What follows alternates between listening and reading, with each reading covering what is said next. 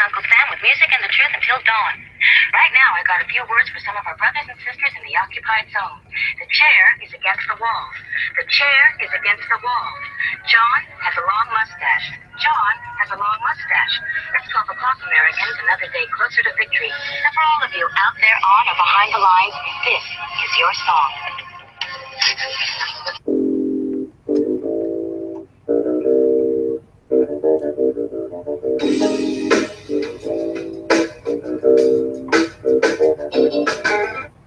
And welcome to our Daily Gun Show. We come to you live every day at 7 p.m. Eastern. That's 4 Pacific for about an hour and 90 minutes each day. We do 3 gun-related topics, different topics throughout the week. We run it live on YouTube, and we simulcast it over at gunchannels.com, where we're watching the live comments that come in. And every once in a while, we'll take the audio from the shows and post it up on iTunes as a podcast. We want to thank everybody that's listening to the show now or in the future, and ask you to leave us some feedback on whatever platform it is you listen to us on. That lets us know where you are, and the idea is to let the show get recommended to more people, and that helps. So we do appreciate it. We have 4 hosts, but 2 of them aren't here right now. So we got Dano jumping in from Illinois. Thanks for joining. Yep, glad to be here. And we got special guest Moon jumping in from, I'm assuming, Pennsylvania. Howdy, thanks for having me. You bet. And I'm down here in Arizona. Bob is rebooting. I guess his fancy new van doesn't have good internets. And we don't know where Smeggy is. He's AWOL right now. So maybe those guys will be jumping in. Let's see. We are starting episode number 343. It's a Wednesday, so it's our entertainment day. We'll be talking about... That's right.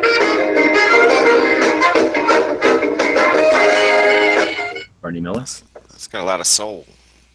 Yeah, that's one of the coolest shows back in the day. And then another 70s and 80s cop shows. We'll be talking about Good Idea, Bad Idea.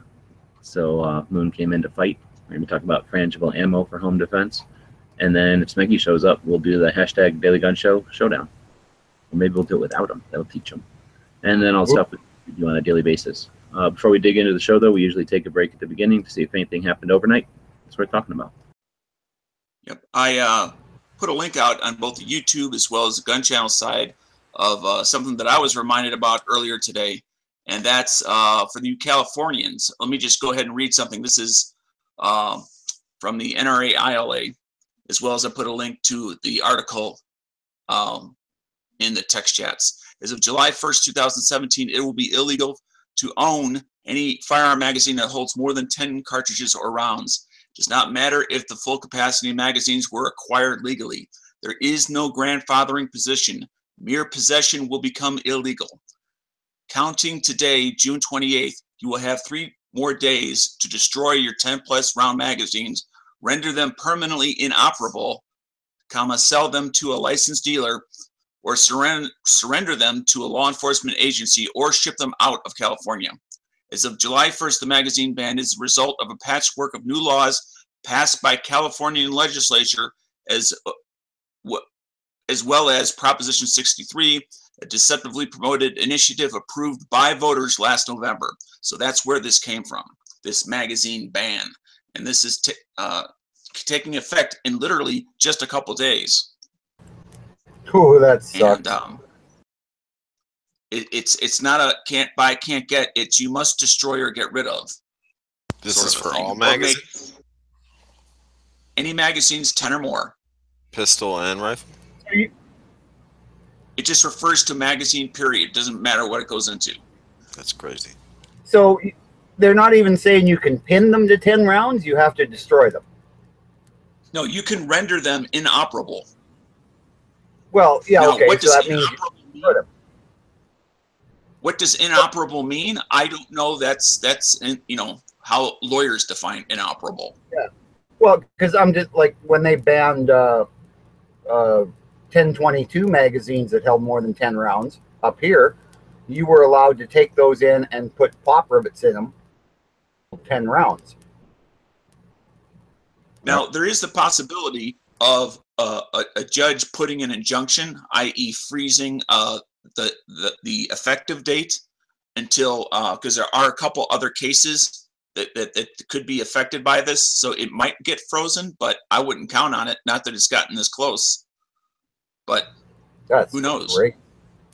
But it's something, if you're in California or planning on moving to California, you must be aware of this.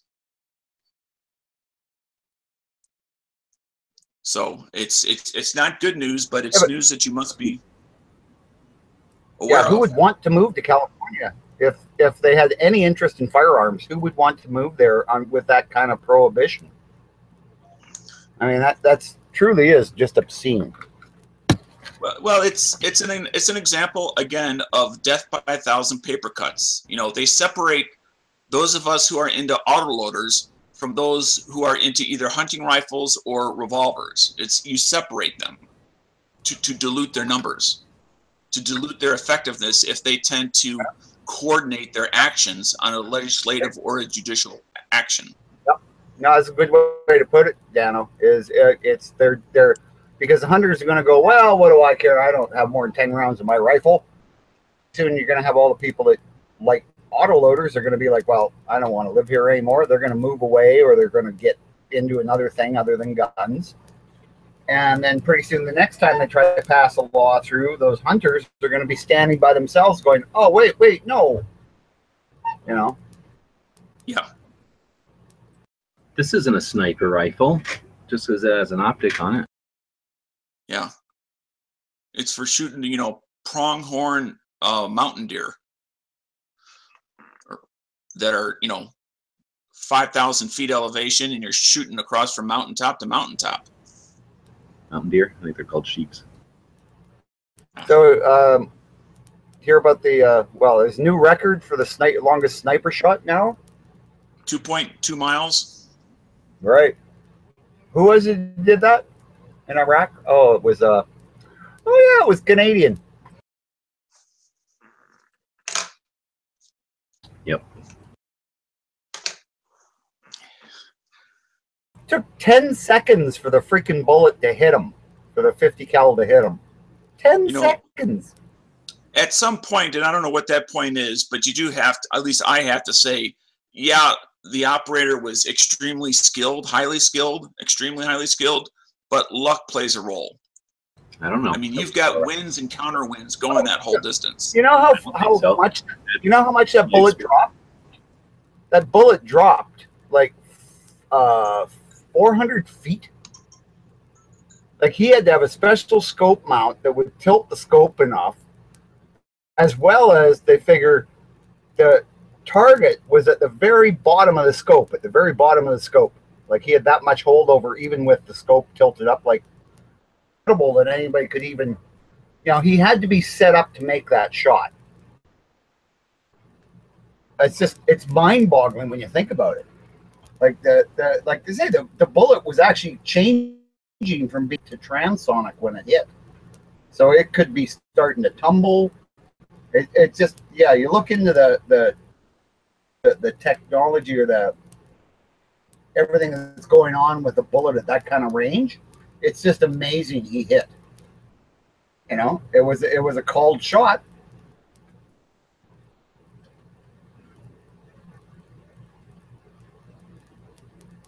.50 caliber. Well, I'm going to suggest those guys had get a lot of experience in training, and I would say you could call it luck, but I will say it's preparation and knowledge and skill. And if you want to call all that luck. Well, yeah, it was all that and a little bit of luck, I think. I mean, no one else would have even tried it without all the training, the preparation, and the skill. Like, you have to be very skilled to even try something like that. But, you know, without all the training, the preparation, the skill, he wouldn't have made it. Well, yeah, like I said, I understand he was highly skilled, but people take pot shots at low-flying aircraft all the time. It doesn't mean they were skilled. It just means they got lucky. All right. I'm not saying, but I'm going to give credit to the Canadian on this one. This is pretty cool. Yeah, it's an amazing shot, and it was the whole team, including the armorers that keep those guns, you know, functioning, and as well as keep them maintained and stuff. But, you know, once you hit a certain level of proficiency with your team, you know, your spotter, you know, armor, you know, the shooter, all of it. As I mentioned, there's also the factor which no one can control, which is the diversity of wind inputs, left, right, up, down. Yeah, and it was from on top of an apartment building too. Mm-hmm. All kinds of different factors in there. But yeah, incredible skill. Yep. Absolutely. All right, well, then we'll keep going with the show, I guess. So, like I say, today's Entertainment Day. We're going to start with Barney Miller and 70s and 80s cop shows. So, has everybody seen Barney Miller before? Hey, Fish. Fish, So- man, he was one of my favorite actors. Fish and Wojciechowicz. Yes. Because Wojciechowicz kind of represented, at least at that time, new school. Although he was the dumb cop, he was the new cop. Yeah, Well, the gung-ho, I should say new gung-ho. detective. Yeah, very gung ho. You know, Vietnam era guy. That's true. It was sort of like the Korean War guys, and then this guy was, like you say, Nam era, and like the new guy, the kid. Well, yeah. Well, in '73, No. you still had World War II vets that were still actively working. So Fish represented World War II. That's true. And then you got the other two guys, the hip guy and the like. The black guy Yeah, with the mustache. and then the dude with the like who's always laid back. And you got the like Chinese guy. Oh yeah. Yeah, He's kind of Harris. like I think the black guy was Harris, and yeah. what was And the the Chinese hip- guy? the He hip was cop. so mellow. Yeah. Like, Well- I kept thinking, oh man, like he's a pothead. Oh yeah. I kept thinking he was a hippie. Yeah, Otherwise, it was kind of a funny show. It was basically a bunch of cops in a room, and then the jail was like a little jail cell thing was right in the room with them, like the holding cell, and then that was pretty much it most of the time. And then there was like an office for whoever the Barney Miller guy was, right? And then pretty much the whole show was just in that one room, and it was like, I guess that Yeah. shit, or that whatever that group of detectives, whenever they were, every once in a while they'd all be in there, but it was like Cheers or something where there's always at least two or three of them in there, and there's always some kind of Yeah. joke or whatever, some new criminal every week. But There's always a couple people leaving as a couple people are coming, and yeah, exactly.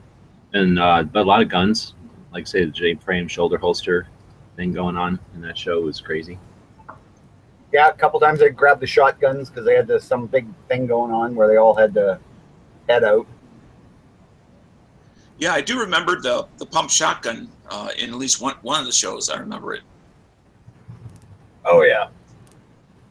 God, I love pump shotguns. It's my new favorite gun. It's my 870 now. Surpassed my 1100. Pump guns.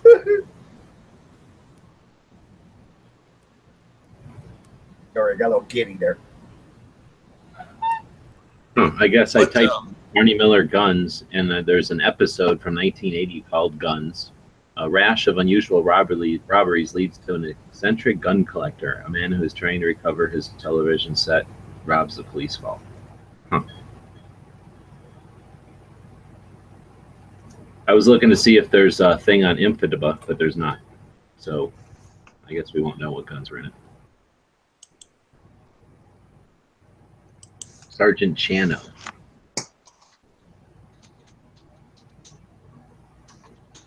That was that dude, George Sierra. Oh, the laid back dude.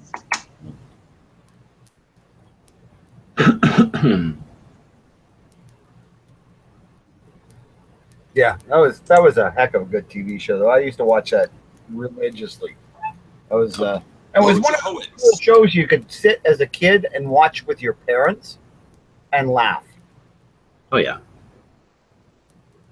It was a really good family show. I don't know why they don't make TV like that anymore. Like Kardashians and bullshit like that. Oh yeah. Well, it was also set up to be really just as much of a comedy as it was anything else, situational comedy. And the situation was in the detective room. Yeah. It was Oh, yeah. 100% comedy. All right. Well, we're also supposed to be talking about 70s and 80s cop shows. So I don't know what other cop shows can you think of. Hill Street Blues, I guess. Oh, I thought it was just Barney Miller. Okay. Well, Barney Miller. How about Simon and Simon? No, They weren't cops. They were private detectives. that's a whole nother thing. I mean, I can't even imagine putting those two together. There's so many cop shows. Starsky and Hutch. That was a hell of a good cop show. It was an okay cop show. It was a cop show for sure. Badass car. Because you own one, of course, it has to be the best cop car ever. Oh, it was pretty badass, man. It had mags on it. Out in the chat, Angry mentioned Hawaii 5-0, but that was kind of more of a 70s thing. Well, we said Beretta and Columbo. 70s and 80s cop shows. Beretta and Columbo, good ones. Okay. I'm a big fan of Columbo. Kojak I couldn't stand because of that stupid popsicle he kept sucking on. It just looks, and the fact that he had a bald head and he was sucking on a blow pop made absolutely no sense. I didn't get Lollipop, Dano, not a blow pop. And the fact that his stupid little phrase of "catch you later, baby" or something like that. I never even watched that show. Yeah. I mean, and I do you think, I yeah, let's all talk on top of each other. So, we're talking 70s and 80s. Moon's not saying nothing. I don't know if he's too young or what. But how about Cannon? well, let me finish. Finish the sentence. No, okay. 70s and 80s. Are you guys determining what's on, or are you watching what the parents are watching? Because I'm basically watching what the parents are watching, and that's why I'm thinking I didn't watch Columbo either, because my parents probably didn't like Columbo. Well, if my parents were watching TV, everybody likes we Columbo. had to watch what they were watching.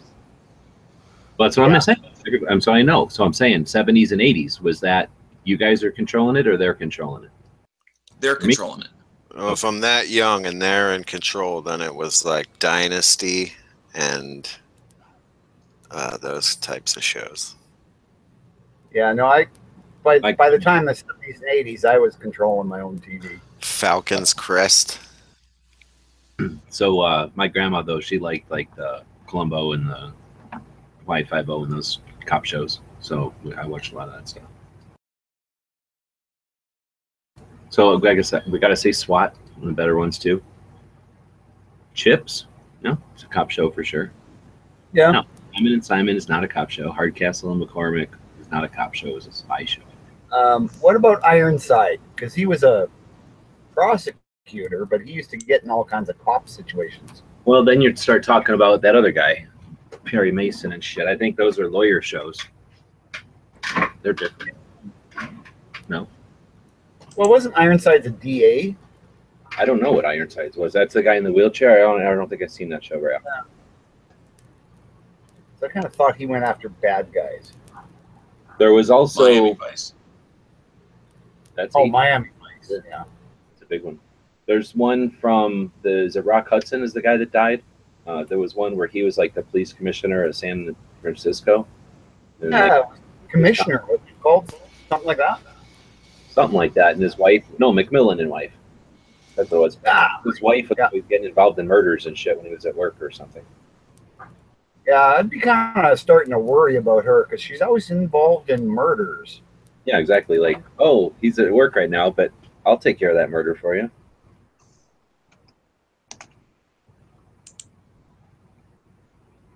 Quincy, or is that more like that was beginning of CSI? Wasn't that Quincy MD?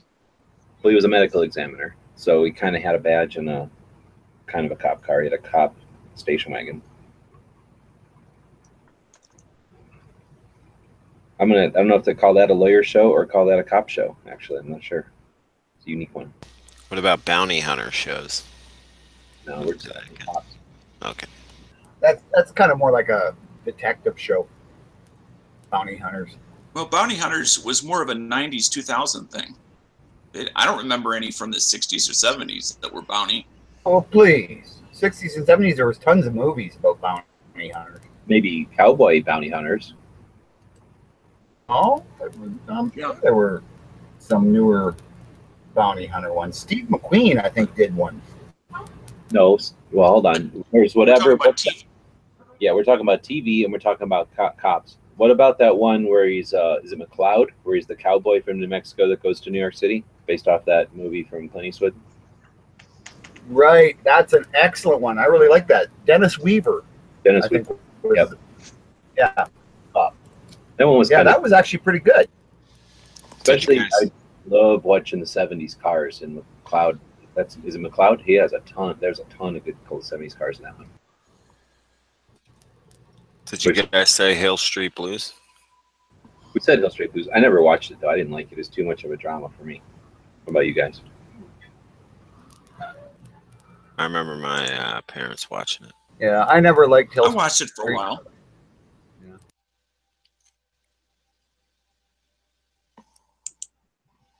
Dennis Weaver was also Chester on Gunsmoke.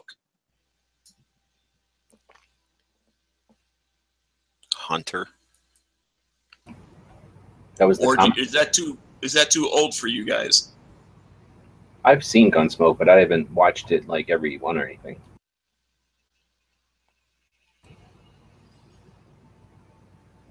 But dang it, I just thought of one. One thing that, and I'll get back on topic in just a moment, that I find interesting about watching older TV shows is when they include the commercials. Like I was listening to Gunsmoke just the other day, and they were doing a public service announcement about the shortage of plasma in Korea, and how they were asking the citizens of the United States to please donate as your sons and daughters are running low on plasma. And of course, they didn't say the Korean War; they just said over in Korea. But they periodically make certain references to things that are actually going on at that time. That's pretty cool. I find that interesting. Mm-hmm. Pretty cool. Yeah, that is interesting. Yeah, whenever I see them on the internets, they're, I guess, the masters or something, because they just pause for a moment when there would have been a commercial and just keep going. So it would be cool to see them on YouTube or something where, I don't know about the 70s, the 80s, maybe people could have recorded them on VHS or Beta and then, printed on a computer at some point. So now it's on the internet.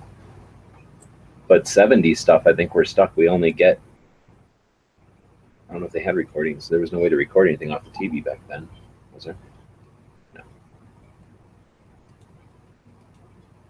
No. Somebody said 21 Jump Street. Two people said 21 Jump Street. I guess technically that was in the 80s.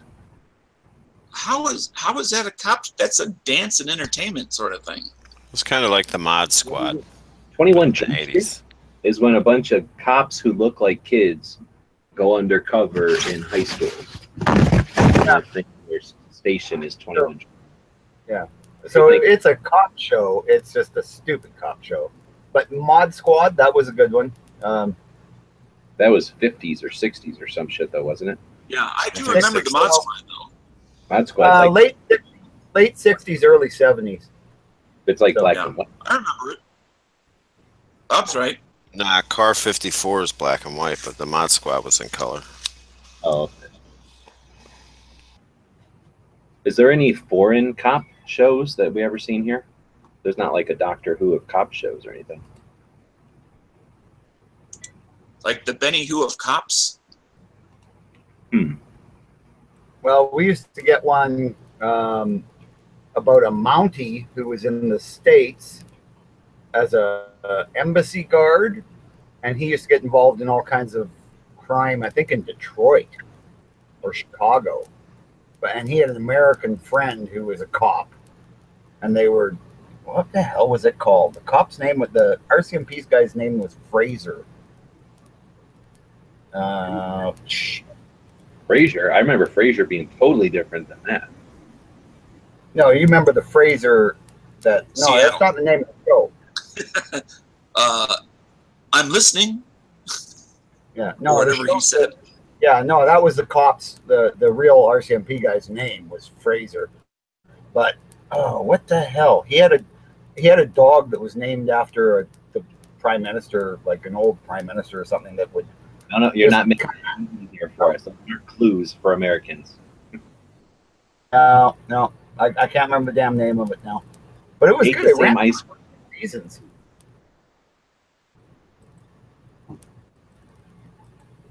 All right. So, any other stuff to talk about? I guess we're just really reminiscing about. I think we're just stirring the same pot of information round and round. Yeah. Do you think there's a difference between cop shows in the 70s and 80s, and then whatever is a cop show today? What is there cop shows today? That Blue Bloods I've seen, where it's all about the family from Chicago who's all in the cops and the hot lawyer or something. There's all kinds of cop shows today. Like there's all that LA Law, not LA Law. Ones, those are cop shows. LA Law is on. Yes. There's all that CSI ones. Those are all cop shows, really. I don't know. Do you call those cop shows or do you call those lawyer shows? They almost because they're cops. They're in the middle. Wow. I always found it ironic is how many lab guys in CSI are running around with guns. That's what I'm saying. They are in crime scenes, I'm damn sure, right? And I'm sure they maybe show up right after crime scenes were active, but they don't. I'm sure they're not tasked to go into live crime scenes. Now they might carry a gun just like on CSI. It's because they got raped or whatever. They started carrying a gun around.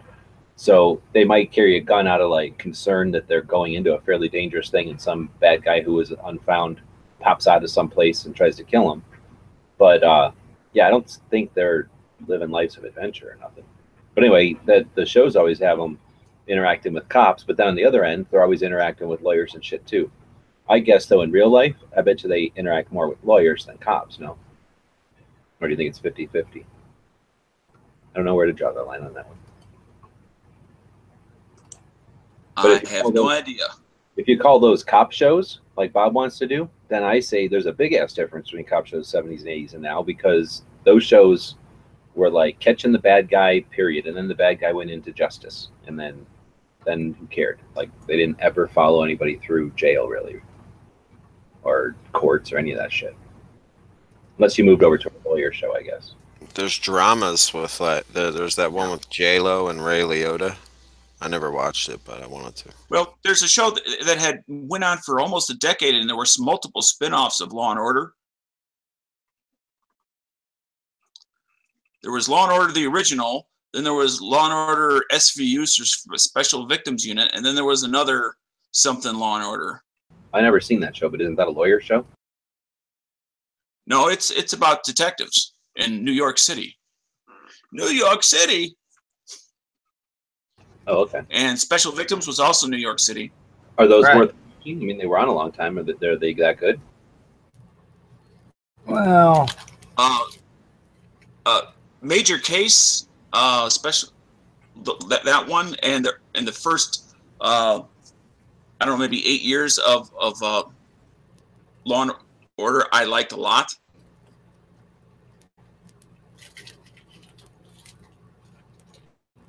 All right, well, we're getting dwindling responses from the live chats. A heck of a lot of detective ones, tons of detective ones, suggestions. So maybe we should do a detective one in the future, talk about 70s and 80s detective shows.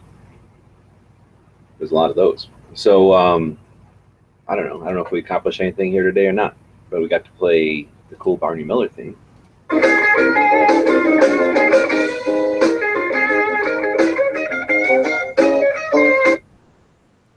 I think it's got to be one of the best themes on TV. Too true. Too true. Yeah, love that theme.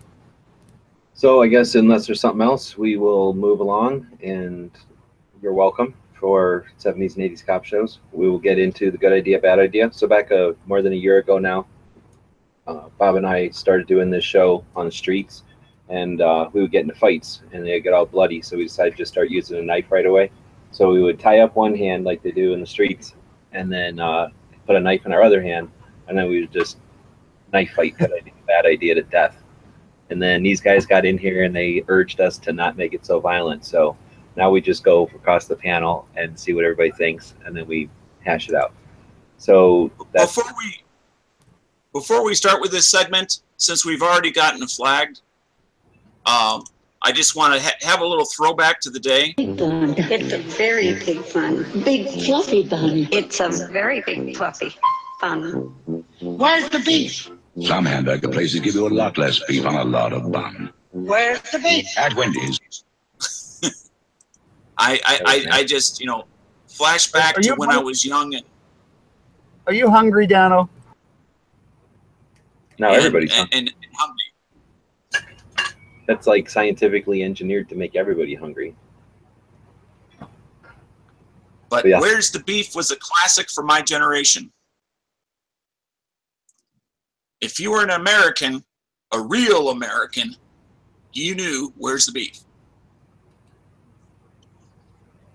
All right, so we're about to head into that good idea, bad idea segment. But before we do, we always take a break between the first and second segment or so each day to feature one of the members over at Gun Channels. And I don't think I had a theme this week. Just picked some people that were active over on Gun Channels. So today we're featuring Nightstryke. We've featured on plenty of times, and that's for good reason. He's one of the admins over there. He's one of the people that keeps it actually running. He's very knowledgeable. He's participates all the time. It's been busy lately, I think, working on stuff, probably paying bills and whatnot. But hosts the Hit or Miss show on Tuesday nights with Smeggy. And well, I pretty much think everybody knows who Nightstryke is. So one of the reasons we built the place for people that have talent and interest to have a place to do their thing. So thanks, Nightstryke, for making it what it is. No kidding. And thanks for making sure those checks always clear there, Nightstryke. Way to go, man. Keep your name in the view. Yeah, I'm still waiting for that check. It just hasn't shown up yet. But I'm always hoping. All right, so with that, I guess we'll go into this good idea, bad idea. Today it's frangible ammo for home defense. So from my left to right, we'll go Bob. Good idea, bad idea. Good idea. Dano? Yeah, good idea. Moon? Good idea. All right, I'll say bad idea. What the hell? So IDL think good idea. And then obviously we're trying to capitalize on this interactive, participatory type of show we're doing here. So let us know in the comments what you think. Good idea, bad idea. Anyway, so guys, why do you guys think it's such a good idea? I think I'll go first, and I'll say I think it's a good idea because less chance of collateral damage.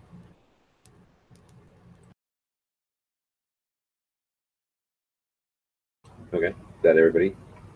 Or everybody got it? Well, I'll that's say the if summary of the why. That's not the particulars of the why.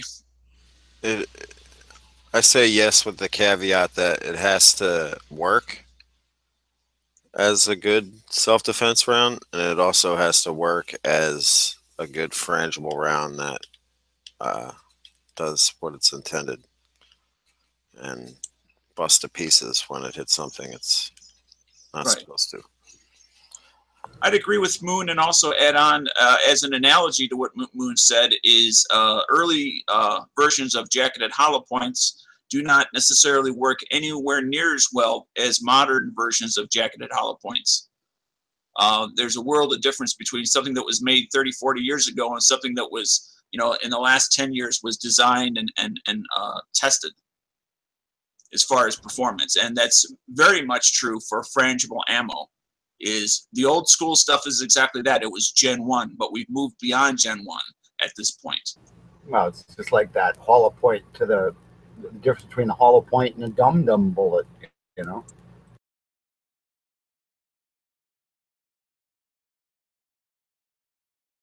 Technology advances. So, Webbs, I'll turn the tables for a minute and say, so why do you think it's a bad idea? Oh, it's a horrible idea. So I just noticed, first off, that I just figured out that YouTube's glitching or something, and I thought nobody was chatting over on the YouTube side, and then I refreshed, and people have been chatting this whole time, tons and tons of chat. So sorry for missing all that, and we didn't even interact with hardly any of the stuff people were saying out there. So I don't know why, but YouTube is glitching on me. Every time I refresh, I see more comments coming through. So yeah, I've been having the exact same problem over here. I'll refresh, I'll see a bunch more comments, but then it immediately freezes up again. So exactly.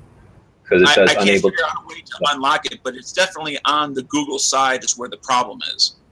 Okay, so sorry about that. So anyway, I don't think it's a good idea. Like Moons alluded to, the frangible ammo is designed for airplanes and places of specific, characteristic where they need the whatever they need the frangible ammo to do what it can do, and because of that, it's not the most effective ammo. If it was, people would use it in more circumstances. So I don't know what you think. I guess if you're in a mobile home or something, you think it's going to stop before it hits something.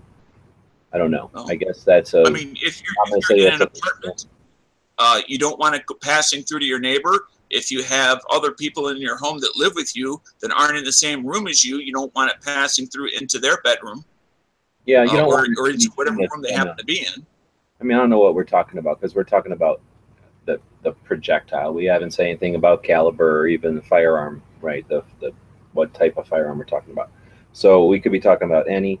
So again, I don't know if I'm going to go along with frangible for its poor handling and poor characteristics as far as being a man stopper, as far as stopping the threat. To me, of worrying about a misplaced shot comes second to making sure the placed shots are effective. So for that reason, I'm out. And there's but you know there is no another big one-stop man killer. You know that. One thing. That's the one side. The other side is I don't think it's worth the potential issue in court. If you're going to go outside the norm for a reason and you can justify it, you're welcome. It's a free country. I personally don't see that as something that I'd want to leverage. I don't want to give up a strong position in court, like being able to say I use the same ammunition as the police, or I use a very common defensive round, and I use a hollow point defensive round so that it'll do the most effectiveness in the bad guy, and if it misses the bad guy, it has the pretty good chance of stopping. I don't see any advantage of being able to say, I picked the reason that because our worst case scenario is it goes through a window or something easy and then hurt somebody. And now, we're saying, well, I tried to get a round that wouldn't hurt anybody if I missed. That doesn't sound like a position I'd want to take in court. So it's not about missing, it's about passing through. You're saying if it goes through the target and out? Yeah, right through the target and then right through the drywall and then into some. That's a theoretical that I would need to, in order to even entertain that theoretical, I would need to see enough data that says of times, because we know it's very rare that the situation even comes up, even rarer that a bullet is going to go through, and then how often does it have enough energy at that point to cause damage to something beyond a barrier. So if you're talking a ball ammo or something, it would be, I guess, the thing we can think of, or a hollow point that gets its cavity full and it goes through like a ball ammo. I don't know. Like I say, just because it could theoretically happen, I'm not going to adjust my stuff and my choice of ammo and then have to justify in court why I'm using ineffective ammo or odd ammo or peculiar ammo. Just seems like when unnecessary. It comes to home defense, I think that's the one time you can deviate from what the police use, because the police need a general purpose, kind of hopefully do everything, barrier blind sort of ammo for both outside vehicles, glass, literally everything. When it comes to self-defense of your home, you do have a specialty use for it, and I think that by itself says, why did you deviate it? Because I don't have to shoot through glass. I don't have to shoot through vehicles. So I don't have to be offensive. I only have to be defensive. Are you suggesting, though, that you're going to carry one ammo in your home and another ammo out in public? I might. Yeah. I don't see any. I guess I'm not advocating not doing that. I just don't see the benefit of it. If someone's going to say under stress, how often did you test yourself under stress to understand which round was in your gun at the time? Because are you going to tell me those guns handle exactly the same? As a knowledgeable gun person, you acknowledge that those guns are going to perform differently, or excuse me, those ammos are going to perform differently out of your gun, and one's going to need a little bit different hold than the other potentially. You know. Well, as an example, I have the gun I use for my home defense stays at home, and it's the only gun I use for home defense. And then the gun I carry with me is the only gun I carry with me. Well, I carry 2 guns with me, but that's but they're all Glocks. They all have the same manual of arms.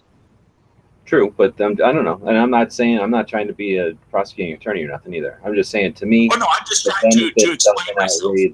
The angle. I don't like to leave a potential angle in court. And to me, I carry the same bullet all the time, same gun all the time, and I never have to worry about him saying, "How did you know what gun you were picking up?" Well, because I pick up the same fucking gun every time. So I don't know that it's ever been a thing in court. And again, I'm talking a theoretical, and you could challenge a theoretical anytime, but you know, if they're going to say, "Oh, how did you know at 3 p.m. when you were out in your carport that you had your inside the house ammo or your out in the world ammo?"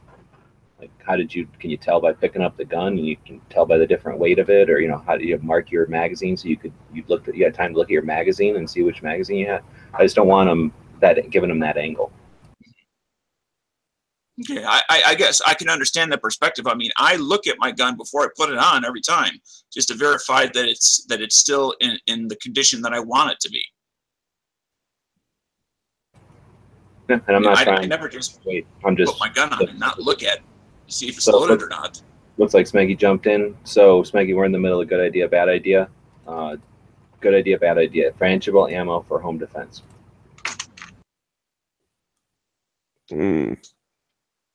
I don't know where I stand on that. I'm going to say good idea just for the heck of it. All right, so there we go. It looks like I got to refresh the YouTube over there, and then I have to mute it again, and then we'll see what people are saying over there. Want frangible to make shitty cast buckshot balls. Frangible equals exotic. I agree with that. Again, you can justify it though. I mean, you can say, yeah, this is an exotic projectile that was developed by federal agents to use on board aircraft for the specific characteristic of being able to stop a bad guy quickly, and if a pass through or a miss hits something, it immediately loses its energy, whether that be a windshield or a paper thin airplane or a seat rest, no ricochets. And I mean, there's definitely justification for them. I don't want to put down frangible ammo. I really think it's neat, and I think we need to pursue it as a technology. So I don't want to give the impression I'm against it. I just don't think it's something I'd carry. Right. And I'm looking. So would this be a fair statement that you feel it's not ready for prime time at this point? No, not at all. I'm just saying I like to be middle of the road. I won't, you know, I'm middle of the fucking road. Whatever the cops use, I want to use. I just feel that's the best justifiable thing in all positions. I don't like to get to the well, that makes perfect sense outside the home. It does. It makes perfect sense. And I agree with you totally outside the home. But their role is never solely inside the home. And that's why I guess I draw a difference. Yeah, and I live in 1 inch thick or 1 foot thick brick, and my neighbors are kind of far away. So I grab an AR for home defense. So, you know, we're talking different things, probably different circumstances. Right.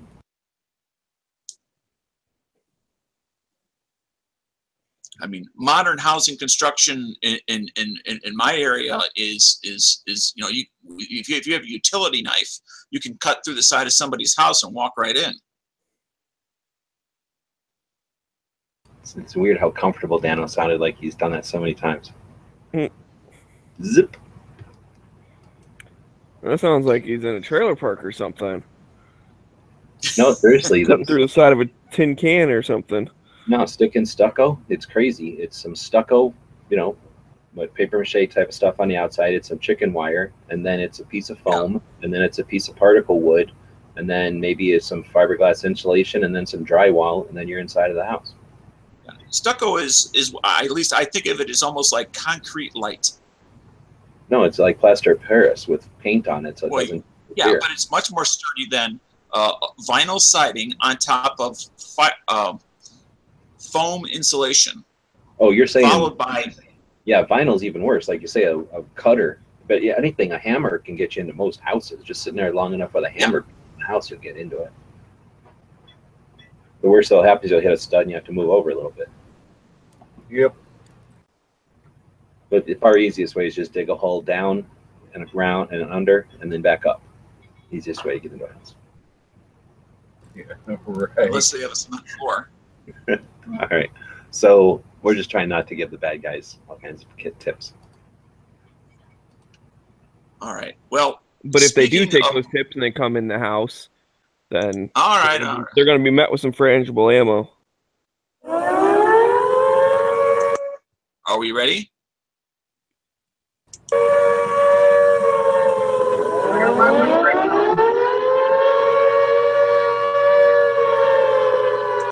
It's time. It's time. It's time for the Tactical Pop Quiz. That's right. Those of you over on YouTube and those of you on gun channels, get your cursors ready. Get them down to the text box. Limber up your fingers. And today, Smeggy has just joined us. Smeggy, are you available to assist today, or are you not quite ready yet? I still got to load up the YouTube side here real quick. Okay. Everybody And I am going to throw a disclaimer today. I know we are having problems with the YouTube chat. So nothing we can do in that regards. We will simply do our best. But if you do feel you get your answer out there sooner, there's nothing we can do about it. I'm refreshing, but yeah. No, it's I mean, just, we can refresh it, but it can't be like a machine gun. when I refresh We it, could it try. starts playing. When I refresh it, it starts playing your voice back. So that's why you keep hearing your voice back again. Well, that's interesting. Yeah, I tried to pop out the chat room and it wouldn't pop out. It starts playing. Anyway, everybody knows the answer, so go ahead and do the Yes. thing. Today, it's actually going to be a speed answer because I think many people know the answer. It's going to be, so this is a tip. It's going to be who can submit it the fastest. Everybody So knows. I don't even think I'll get to rereading the question. But so, What's the answer? Maggie, are you ready? Yep. What's Sure. the answer again, Dan? You know the answer. And I will read the question a second time, but I doubt that I will need to. So the question is as follows. What state is never enough ammo planning on moving to? What state is never enough ammo planning on moving to? Clint Smith is wrong. Block 19. State. So, Japan, Arctic is the first one. I just refreshed YouTube and they don't have nothing over there. Okay, because oh, I have it Pants on. was I have in pants. Arctic Yeah. over on gun. Arctic is the first one. I just. That was a mess. Arctic one. Are you sure it wasn't Pants? I'm going with pants. Technically, Because- Pants one. Yes. If you want to be technical about it, I mean, I guess pants one. Okay, well, that's. I'm just double checking because I know we have kind of a technical thing going on today. So congratulations, Pants. You are the answer was Idaho. That's where he's looking to move to. Never enough ammo, also known as Matt. So you are our technical pop quiz winner for today. Head on over to dailygunshow.com/pop quiz. Fill out the form so we can keep track of the numerically how many winners we got out there, who's in first, who's in second, who's in third. And thank you. And for bonus points, what person said that ISIS is going to go to Idaho and then get guns and then go to New York if concealed carry reciprocity passes? That's for bonus points, if anyone knows. I have to say, I do not know. Well, then you did not listen to Hit or Miss Tuesday nights 9 o'clock this week. Ooh, good job sneaking that ad in. Well, I'm just saying that because we read this article, and close enough, angry. Oh, there we go. Actually, Heidi's got it. dummy ass or whatever. Yeah, it was the district attorney in New York But I thought DA stood for dumbass because he was saying that, yeah, ISIS wants concealed carry reciprocity to pass because then they could go to Idaho and get a permit and then go show up in New York and it'd be legal or something. And he kept saying Idaho, like all his quotes said stuff about Idaho. And I was like, what the heck's going on? But anyways, I never did this. Sorry, I'm freaking out of it today. I do apologize. I don't know what the heck's wrong with me. But Pants, you are the tactical hot shit of the day. And I'm going to try and wake up a little bit more now. Good job, Smeg. Yeah, that actually sounded pretty good this time, Smeggy. He's obviously out of Mountain Dew. All right, so I actually, did we have any more to go on the frangible ammo for home defense? And it was for home defense, G-Webs. I know a lot of what you were saying was outside the home. No, I hear you, but home defense I think is the same. So, but no, I don't have anything. Really. Okay. All right, so with that, we can move on to a gun shop of the day. And since we don't have one listed here, and Moon is our guest, he gets to pick the gun shop of the day today. You got a gun shop for us? Sure. I'll pick a classic pistol in Southampton, PA. It's a range and a pro shop, and they have a great selection and a pretty affordable range, yearly membership.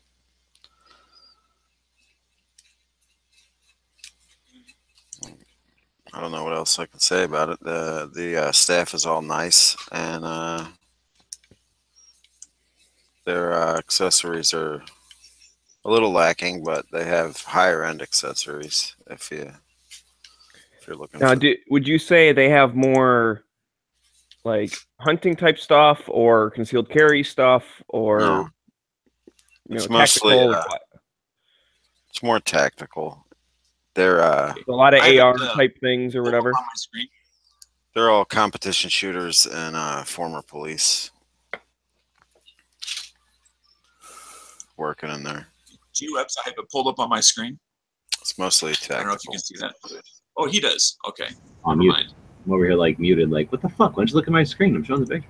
So they've got a bunch of holsters. It looks like a pretty big place from this picture from the outside. Yeah. I don't know what's upstairs, but and then they downstairs. Got a whole bunch of rifles. Looks like quite a bit of pistols. Oh yeah, that's pretty good. Good amount of stock. Yeah, they have a good selection of just about every type. So what's their range like? Is it just a typical cable where electric motor brings your targets back and forth, or? Yep, that's exactly what it is. Okay. Nope. And yeah, what's it cost you can shoot rifle in there. The hourly rate, I think, is still $15 for non-members, but the membership for one person with a rifle and a pistol is under $200, I think, for a year. And then you can just kind of go whenever you want, right? Yeah, go whenever you want, stay as long as you want. Oh, okay, that's a pretty good price. Shoot rifle or pistol, and yeah. Yeah, that's one of those. It's one of those like if you're going at least once a month or whatever, it probably ends up working out being cheaper to get the membership. I usually get the family membership, and that pays for itself because it's usually me and somebody else.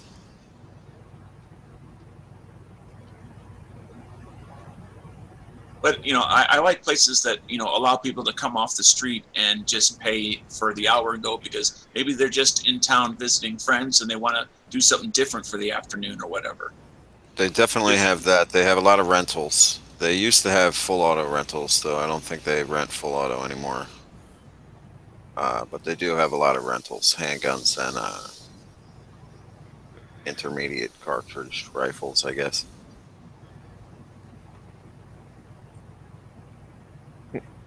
Yeah, it looks pretty cool. Yeah, for $270 up in that area, knock yourself out. Good place to go. For that membership, you get unlimited range time and an amount of visits, and then you get 10% off their stuff, and then 10% off ammunition, and $10 off new firearms. Yes. And more, it says. So it's the more. Coffee, picnic table. I got a question. Not that it just. Could you go back one page? Do you want More to the is pricing? like they'll put sights on your gun for free if you bought it there. I'm wondering, like on the new like that. individual handgun, long gun,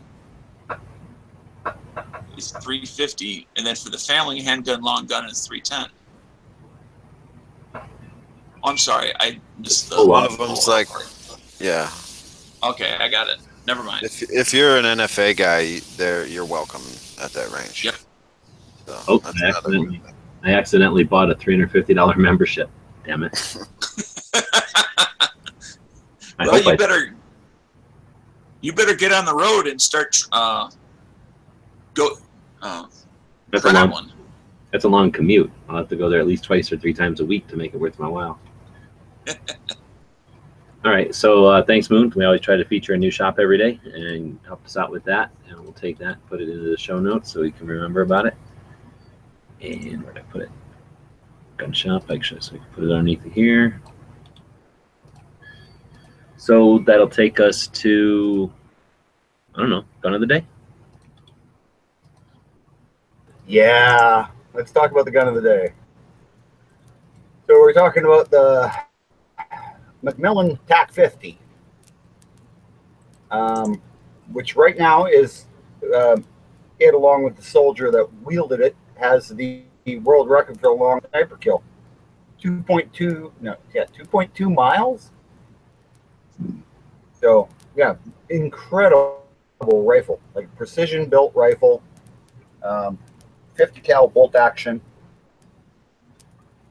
I think it's one of the best anti-material rifles in the world. It looks like it's economical too, somewhere between $4,000 and $9,500. Yeah. Optic you put on it. It's like a 3 to 4 year old used car. Man, are you trying to say that's just like buying a van? Could be. If somebody gave me one of these, I'd immediately trade it for a van. Yeah, well, I wouldn't have a whole lot of use for one either, but it'd sure be cool to shoot. So Macmillan, the Macmillan stocks, same place?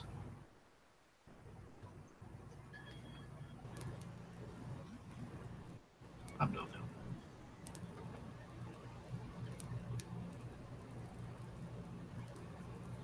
Yeah, they're you know, a bit high end. That looks pretty cool, though. It's produced in Phoenix, Arizona, at the Macmillan Firearms Manufacturing. So yeah. Oh, you should just drive up there and get one.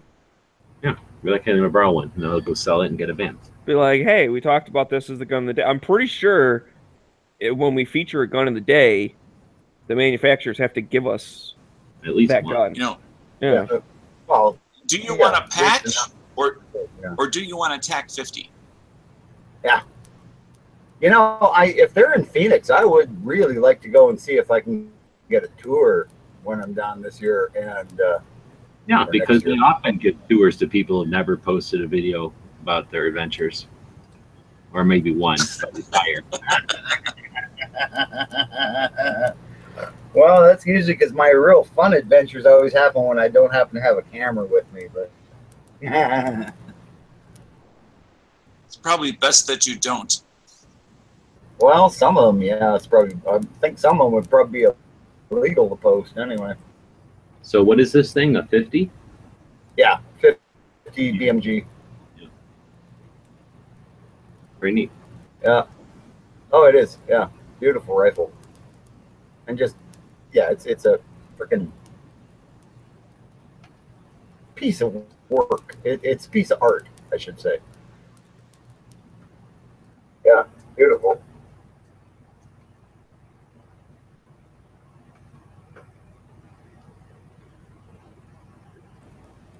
So what should we hit next? What about movie of the day? Do we have a movie of the day? No?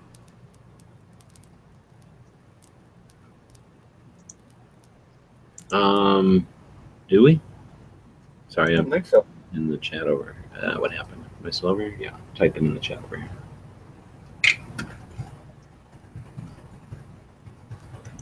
You doing the hashtag today? Oh yeah. Yeah, we- what about that hashtag one today? It wasn't it, The Alex. hashtag showdown. I mean, we got to get it while Smeggy's here. yeah, because it doesn't happen that often, it seems like. Here's Bob. Oh, look. The pot is calling the kettle black. So there's Bob's camper for everybody that's not aware. Bob decided that he couldn't live in anything as small as a van. So he wasn't even going to look at campers or anything like that made out of a van. So then he immediately runs up to Canada and buys this camper made out of a van. What's interesting, I just noticed that the door is way in the back. I like that, as opposed to when they put the door up here. I don't like it right behind your other door. That is pretty cool. Oh yeah, it's actually The bathroom's on the side over here? no, it's actually your bathroom is in the very back. Okay, so that's pretty good then. Anyway, so that's Bob's That camper. way, if somebody takes a stinky one, it's not like right next to you while you're driving. Okay, Bob. Thanks. Enough I mean, this is potty all talk. depending on who's Classy teaching that show. damn dog how to drive. 516. Look at that. So last week we were at 488. So we're talking 20 something. There's no way of knowing. Showdown. Well, there's math. All right. So It's not like we write these things down from week to week. I just said 488. So was that 12 and 16? Yeah, it's 28. I was just joking. So did we have these nachos in here last time? I think we did. Oh, I thought that was a pizza. A disgusting pizza. I don't think we had the bike in there though. I don't know if these were in here or not. Has somebody been in here? I know this one was in here. I'm gonna say this one. Oh, I already got that one. Oh, have you seen these kind of things? Chris Steele. Don't even need to see the name on it to know who submitted it. No, this one's, I don't know what you're looking at. This is an app though that lets you take a big long picture and chop it into 3 so you can see something kind of cool close up. Is that if you go to their profile, does it show up as one big picture? No, it always does this on the phone. You still have to scroll through. Oh. It's a little smoother on the phone. You can kind of scroll back and forth, but it not. How is it that different than just simply getting closer to the object and taking a picture? Well, because I'm scrolling through 3 pictures on Instagram. So it takes one picture and smoothly puts it into 3 somehow, so that it just, on the phone, you kind of wiggle your finger and just scroll back and forth on a big long picture like that. Because it's a square format, and this is a way to get a longer picture in with still, anyway, it's kind of neat. I haven't used it yet, but I've seen a couple people doing it. There's Chris putting that gun out on a rock. There's those nachos. I thought this one was neat. So now I guess he goes out there on a bicycle, or he goes out there and his gun takes a bicycle while he walks. I'm not sure. Well, at least we know how he's getting out there to take these pictures. Pretty sure the gun is riding that bicycle. He's riding it hard. It's a Glock. He doesn't take a day off. I feel like this is the most uncomfortable type of bicycle carry. You must be a tall person, man. Look how high up that seat is. Got long legs. Yeah, he's got plenty of stride. So I want to thank Mike for purchasing some stuff over on the Gear website store, and he did it on Friday, so he got doubled up, and he's purchased more than $25, so he ended up with 2 free patches, and appreciate it. It basically paid for Every Second Matters hosting this month, so I always appreciate people that are purchasing stuff over at the Gear website store. And then thanks for posting. It's out there. It's another one from Steadley where It's got a G kit put together, the Romanian folder. What's that on the grip? Is that a rubber band or? Yeah. Rubber bands again. He's a thing for rubber bands. It gives you finger groove type of concept, or it gives you like the Tango Down wedge type of grip. It allows you, you shoots probably like I do, where I basically have my trigger finger loose, whatever you call your fuck you finger, your middle finger, around the gun. That's holding the gun. And then the other two fingers are just there because they're attached to your hand, but they're not doing nothing. So those rubber bands just give those fingers something to grab onto. So it's a variation of a rubber sleeve. It's an improvised hoe grip, yeah. And it's way better because a hoe grip is going to slip off right when you don't need it to, and a rubber band is just going to fail whenever the hell it feels like it. You know it, so it's better than. Well, your rubber band is still going to roll on itself. Yeah, exactly. So you know a rubber band's going to fail. You don't expect it to be there. You're just like, oh, okay, it happens to be there. Whether the Hogue, you get the illusion that it's always going to be there, and then it's not. Anyway, so now we've got another Glock up next to some falls. You think when he got done with this, he holstered this and then did like some sort of like bicycle parkour across this river, all those rocks, bounce, bounce, bounce, and then mountain biked away? I'm pretty sure he did, yeah. Did he do like a bunny thing? Anyway, he kind of looked like this, except with with his bicycle. Yeah. Anyway, he was on a bicycle, not a car. On paperclip. Oh, here we go, another one from Chris. He's definitely submitting the most percentage of them, I think. Dog body shooting something. I forget to use the hashtag. Well, then we forget to put you in the running then. Is this a target of a fan? Or it's probably a fan box. Like that's the weakest target ever. Fan box. That's damn good shooting though. I have a 223 Wildy. Bunch of different ones from his shooting. What kind of distance did he have in that 223 Wild? 400 yards. Okay. Pretty good. Yeah, that pick off gopher. I'm guessing that's the gun right there. Just remember, your head ain't much bigger than a gopher. Oh, seeing this Well, your head will be a lot bigger than a gopher. They're not that big, you know. Seeing that optic there made me think about when we were talking about that McMillan gun of the day. That if that was, let's say somebody on Gun Channels won that, right? And now they got this $8,000 McMillan. What are the odds that they're going to go, yeah, this $700 optic is good enough. Like, this Harris I have is good enough. This Simmons I have will work. Yeah. I say about is this where we get into scope shaming? Oh, I'm scope shaming because I think that all of y'all would just go, I got a good enough scope. I got this rifle for free, so anything I spend on the scope would be more than the gun. So I'm not gonna. If I, as a shooter, only had the skill and ability to shoot out to 500 yards, oh, why do I need something that will do better than me? You got an $8,000 rifle that has already been authenticated to shoot 2.2 miles, and you're gonna go, no, I can only shoot 500 yards. Yeah, the scope that was on that rifle was a pretty high end. I don't remember the name, but 25 power. Unbelievable.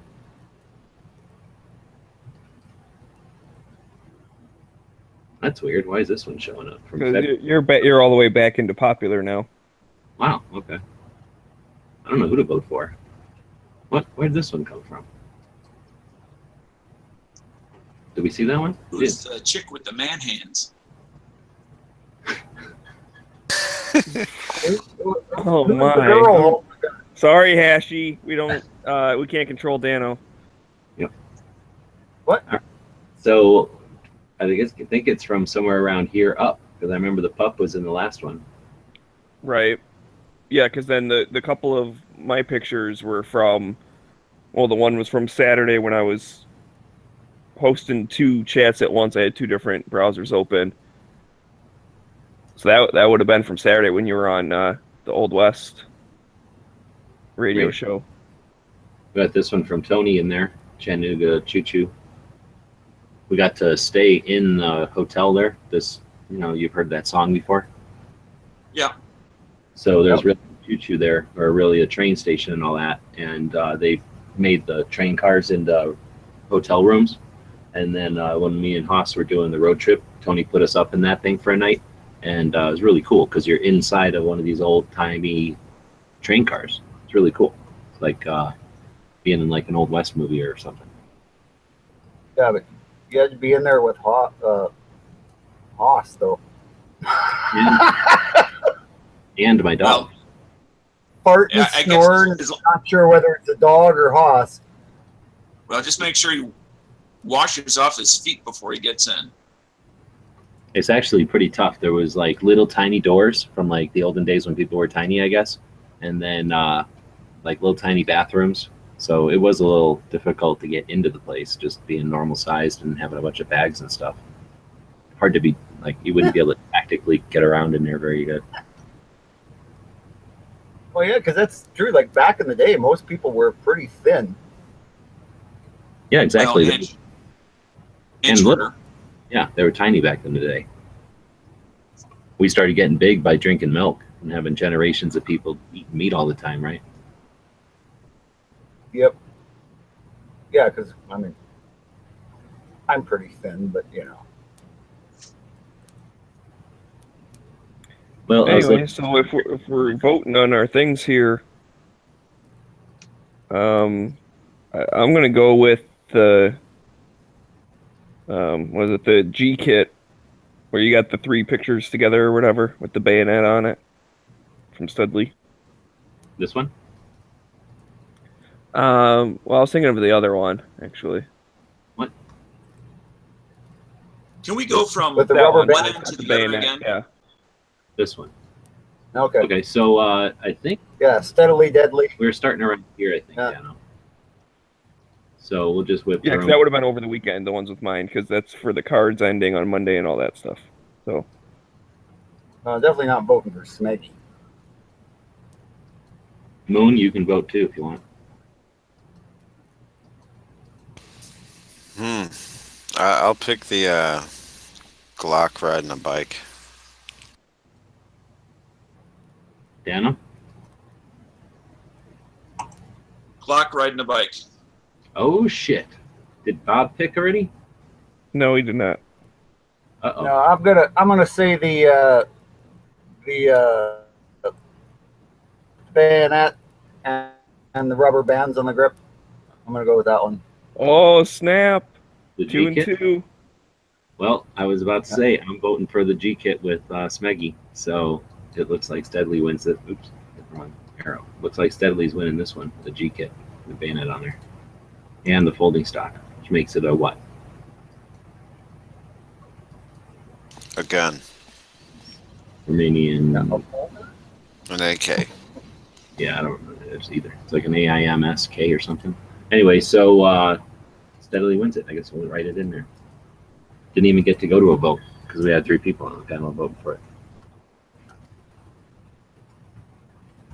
Yep.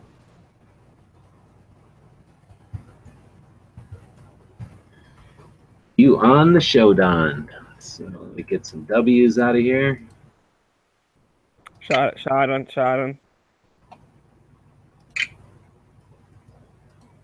This is how long it takes me to write words when there's W's in them. All right, so there we go. So thanks for participating. Anybody that wants to, we do this once a week or so. We'll look at the people that are on Instagram using hashtag Daily Gun Show. We thank everybody for that. The 516 posts are helping to get the word around about the show and let people know, the kind of stuff we do over here.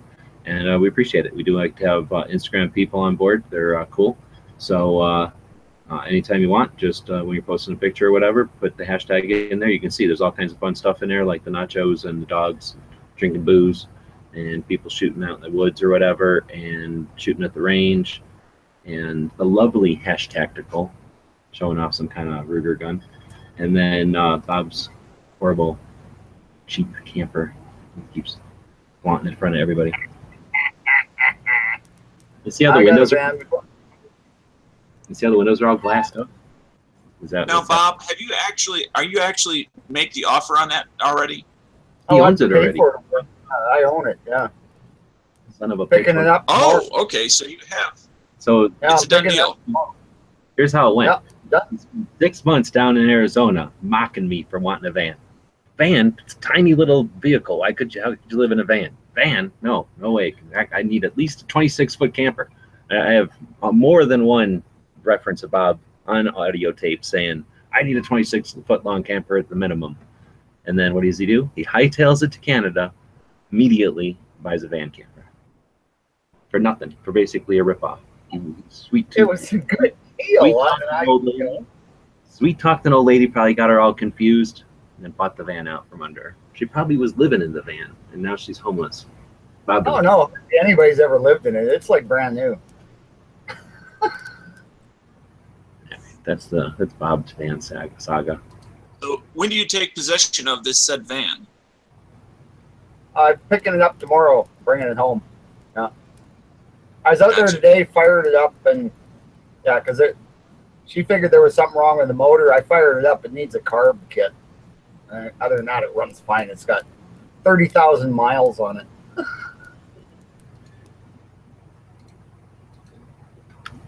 All right, you already told us off air that it has 50,000 kilometers on it, so quit lying. Yeah, it's like the opposite of a fish story. Instead of getting bigger, it's getting smaller. It's got 50,000 kilometers. That works out to 30,000 miles. Next thing you know, it's going to be 20,000 kilometers. Then it'll be 15,000 miles. I think it's yeah, because 100,000 kilometers is 100,000 kilometers is 60,000 miles. All right. So 50,000 kilometers would be We 30,000. lost 16 metric viewers talking about. So we're gonna move along. So there's history today. Today is June 28th already, and I know Connery had a whole bunch of interesting stuff, but I don't have as cool as links as he does. So I think he said that today is the day that the World War I started, and then Archduke Franz Ferdinand is assassinated in Sarajevo, Serbia, today in 1914. But then also,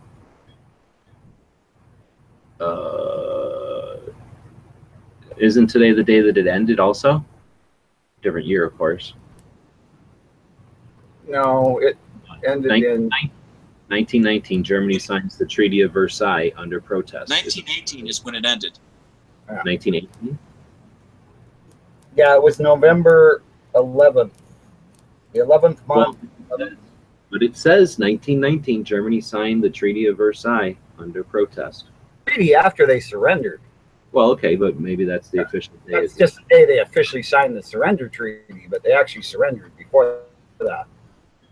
Today in 1949, the last of the U.S. troops are called home from Korea, leaving only 500 advisors. 1950, MacArthur arrives in South Korea and Seoul falls to the north. 1954, French troops begin to pull out of Vietnam. Today, 1964, Malcolm X founded the Organization for Afro-American Unity to seek independence for blacks in the Western Hemisphere. I don't know what that is. 1970, Muhammad Ali went before the Supreme Court, and I think he was, I guess he was found guilty of ditching the war, draft evasion, and then a year later they came back and said that he wasn't draft evasion. Yes, well, apparently he changed to Islamic religion or whatever, and he said that they allow you to fight. Conscientious objector. So then in 1976, the first women enter the U.S. Air Force Academy. 57. Mm-hmm. So they were going to actually let them fly airplanes? Air Force Academy, not Air Force Academy. fighters. No. All right. This means they're going to be officers, I guess, after 76. Took a while. Oh, okay. Yeah, that's true. Anyway, so that's some interesting stuff from history. We'll try to take a look at that once in a while. Did we do a movie? We didn't do the movie yet, no. Did we ask about a movie? Did anybody want to suggest a movie out there that we'll do? Yeah. The St. Moritz was in November, and then the treaty in 1919.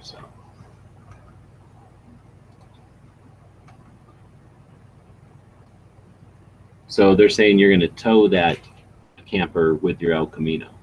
So Bob doesn't have an El Camino; he has a Ranchero. I have a Ranchero, but no, that camper drives fine. It's got big block Ford engine. It's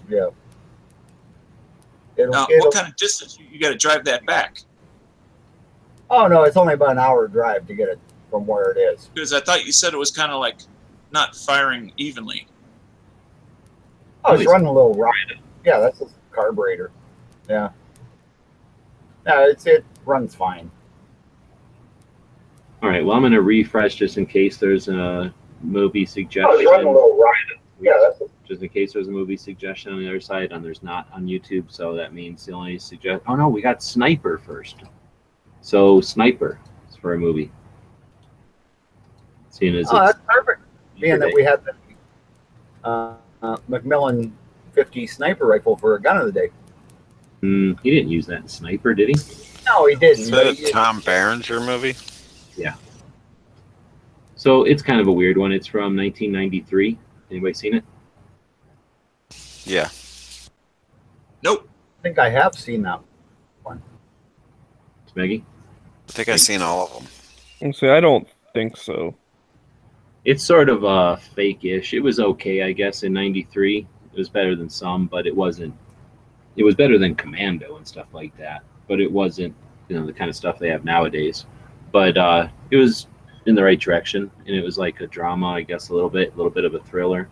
And there's like a military sniper, a police guy comes down to take care of business, and then there's some plot twists. And it's kind of like all the famous sniper wives' tales you've heard get mixed together and then put into this plot. So it was a little bit like they put a little bit too much ingredients in it. They could have done without trying to hit every single cliche for snipers, but otherwise it was pretty good. I'm gonna give it 1 thumb up. What about you guys? Who would see it? 1 thumb. I haven't seen it, so I'll take the pass. Okay, well, I'd say you'd enjoy it probably. I mean, it's not the best movie compared to the newest stuff out there, but it's worth watching. I've watched it within the last 2 years, and it held up to some extent because it's just an action movie, really. The plot's a little weak. When you get done watching it, you're like, but it's interesting. So I'd recommend watching it and not paying for it. Like, watch it free somewhere. I'll check it out if I see it on Netflix or any of the other. Yeah, exactly. I think that's right on Netflix or Amazon. Anyway, lots of rifle type of stuff. Every once in a while, there's like an M16. It was made in '93, so it's basically like a 1980s woodland camo, bolt action rifle, old ass M16 type of movie. Well, now it seems YouTube's working because I'm seeing new comments come up. So, bit of a historical documentary, you could say that, huh? No. It's a little bit too weird for being a documentary. It's a little bit more Rambo than documentary for sure. It's not like one of the new ones that are really close to real life with real advisors and stuff. They might have had some guy advising, but they didn't listen to him very much. Is Siege of Jadoville anywhere on our list for future movies? I think we've already talked about it actually, but I don't know how much we talked about it because I don't know if any of us have seen it. Except for I've seen it. It's a hell of a good movie. I think we talked about it. I think we did. Not that long. Seen it or whatever.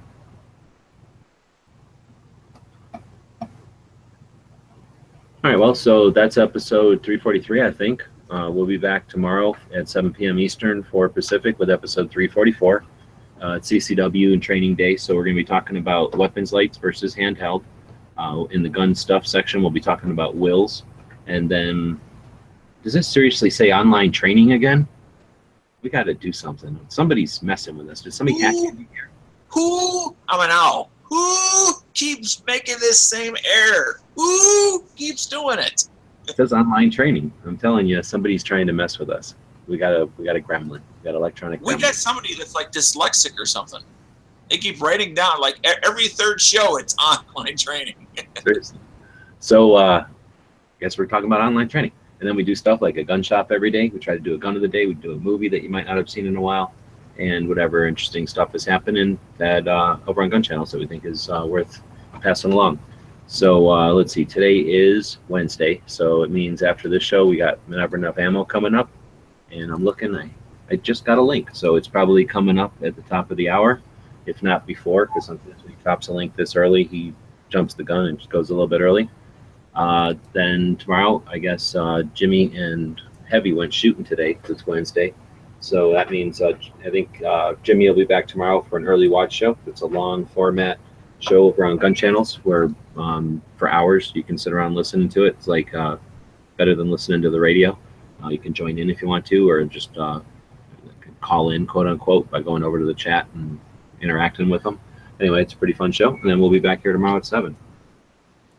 Moon, you've been today, you got anything to throw in there? No, not really. It's a good show.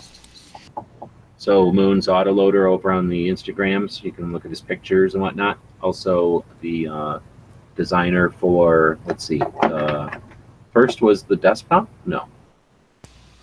Maybe it was the first one was the desktop. Yeah, that was the first. And then the Freedom rings. And then the 9mm guy.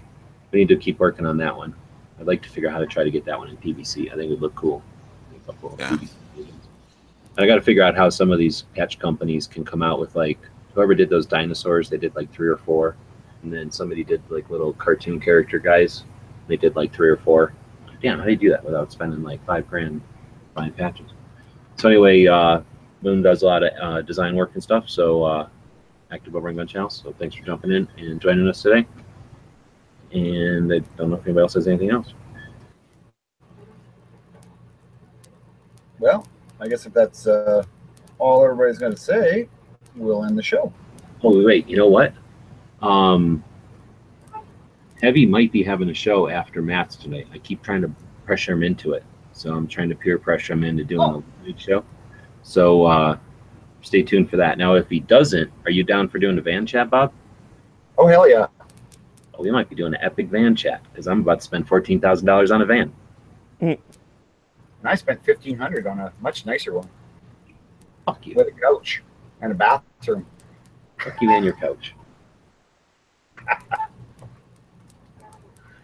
All right. On that note. Oh, the quote today was a special request that we were supposed to say yesterday, and I shrunk it down so it would fit in there. So I don't know if Bob can even read it, but it's a specific quote that was sent in by somebody, and thanks for sending that in. It was more appropriate yesterday than today. Yeah. Yesterday being the anniversary of all those Supreme Court decisions. Right.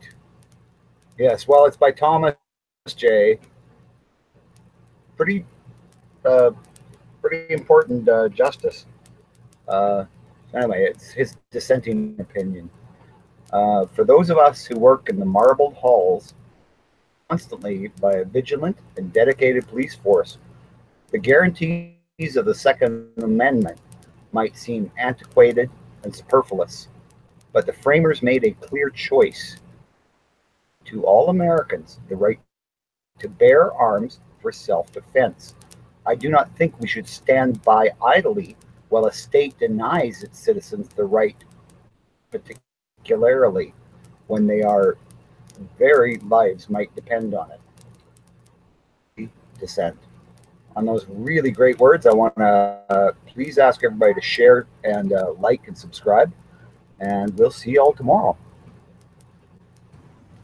The guys and gals of gunwebsites.com encourage you to take a CCW class every year, practice at least once a month, and carry every day. Thanks for watching gunwebsites.com.